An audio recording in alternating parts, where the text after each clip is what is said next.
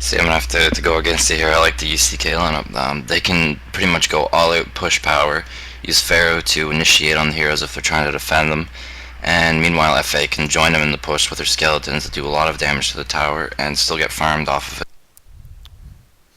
Yeah, no, I see the synergy in both lineups. To be honest, I don't know. I just think the silence could hurt a little bit for the UCK side. But what are your thoughts if Yep. it progresses into a later game? What are your thoughts Swiftblade versus Forsaken Archer?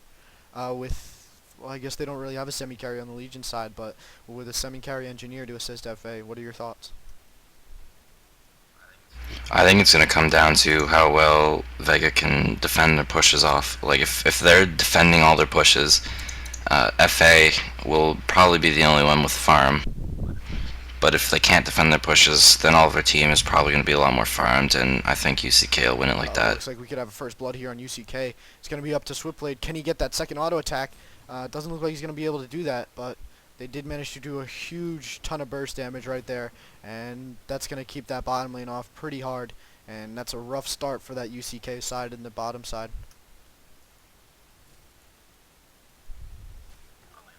Oddly enough, Swiftblade going boots first. We don't really see that too much, but I guess he's the only hero we can say it's really viable on. Yeah, I'd agree with that, although I don't know how that fits in with competitive play. Normally I'd like to see a little bit more regen and even maybe agility or a shield and then pick up the axe later or get the axe off the start. I'm not too sold on the whole boots first thing because he blows his pot early as you can see here and he won't have any regen from that point on, which is just a mess in my opinion. Yeah, and the lane he's in too, they can both spam. Like NG, his bomb he is a pretty big mana pool off the beginning. And Pharaoh with his rockets, he's gonna be in trouble. Poly mid for the first blood. But nope, looks like Defier's going to pop her health pot, and if she can get this nuke off, it could be deadly for Polywog Priest. It doesn't look like it's going to happen, though. Oh, maybe. I think we're still waiting to see how this is going to progress here. But Poly just kind of gets knocked out of lane. I think Vindicator's doing a pretty nice job up here with that Sage's lore, although I'm not a big fan, again, of spamming Sage's lore level 1. I don't think it does enough damage, and to be honest with you, I don't see really why FA would blow a stun there. I think she could probably even survive through that a little bit better, although her mana pool isn't big, but... Yeah, level 1, it's not really enough damage to really be concerned about, so I like to wait till level 3 to start spamming it, but really it's up to the player, I guess. And now we got Polywog on the run here again, but he does have the bottle now, so he will be able to tick a little bit of that, and it's going to be see if he can turn around here. That electric jolt doing a crap ton of damage, and he's going to get this bottle double damage.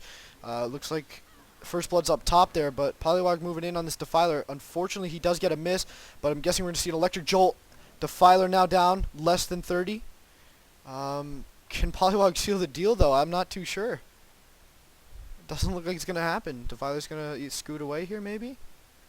Wow, that's unfortunate. And first blood goes down up top. Yeah, what happened there, Vindicator was a little out of position, and he got slowed by Slither, followed by FA's nuke, and he got taken out. I didn't catch mid though, did you? Polywog ran up, electric jolted, and that pretty much sealed the deal there on Defiler. So he did manage to snag that kill, although it was a little bit closer there than I think he would have expected, or would have liked, rather. But Defiler right back in lane, full mana, full HP now. And now it's going to be on Polywog if he can sort of survive through this phase of the game.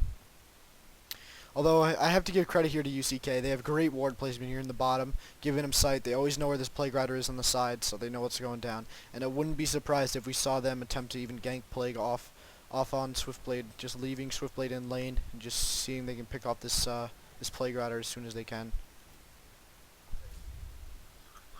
Swiftblade though, missing a lot of creep kills he can easily be getting. They're both backed way off of him. He should be getting every single one here. Moving in now on Plague Rider. And Swiftblade decides to spin NG instead. Oh!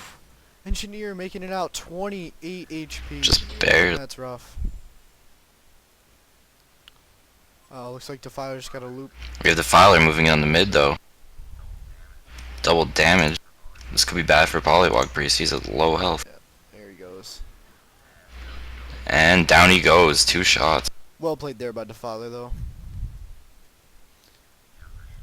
Yeah, for sure. Slither getting very aggressive here in this top lane, and I think it's great that they stuck Slither against Vindicator, although it is always by chance, but it's a great move on their part, because that Sage's lore is pretty much useless against Slither with the ability to just spam wards like he can. Yeah, and so they're just going to town on the wards. They don't have mana batteries up yet, so he's just going to be able to hold them back like he is right now. Yeah, and he's just doing work right now, and Kraken just made him blow his health pot, not even getting above half HP there.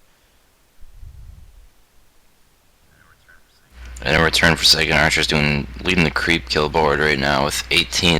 Great Rose Sage's has lore left there the though by server. Vindicator. Moving in on Vindicate. Yep. Uh-oh, Polywog versus Defiler again here in the mid. Great electric jolt, that just does a crap ton of damage to Defiler. As does Defiler's nuke to Poly, but I think if Poly gets wards here, he will definitely be able to kill Defiler a little bit more and then start roaming a little bit. But there's that nuke from Defiler, so both of these spells just do a crap ton of damage, especially since they're both soft int heroes, in my opinion. It just really hurts them a lot.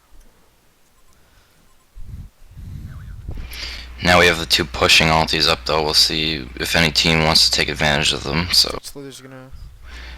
we see players who play Polywog Priest sometimes just try and solo the mid tower real quick. Like, I'm trying to remember who did it. I think it was Angry Tessie. He took out a mid tower in about 9 minutes, so maybe we'll see this Polywog try for it. I don't know though. And Defiler's gonna have rune control here.